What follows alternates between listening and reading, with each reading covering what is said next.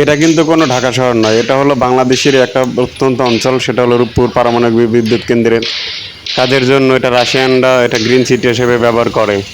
তো এখানে কিন্তু তারা সবাই বাজার সদাই করে, তো আমিও এখানে বাজার করতে চলে এসেছি। আমি আপনাদের সেই ভিডিওটি আজকে দেখাবো।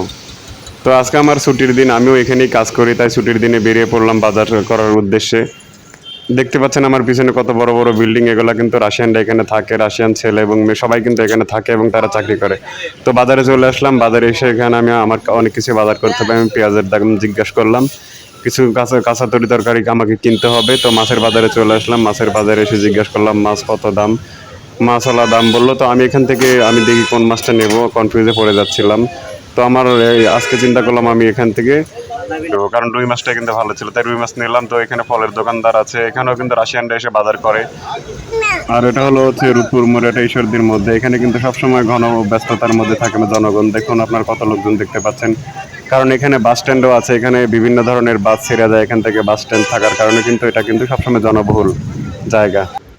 আর এটা হলো রূপপুর মোড়, এখানে দেখতে পাচ্ছেন কত সুন্দর এখানে দেখা যাচ্ছে। এখানে কিন্তু চার রাস্তার মোড়, এটা কিন্তু চার রাস্তার সংযোগ স্থল। তো আমি এখানে আজকে সারাদিন ঘুরবো।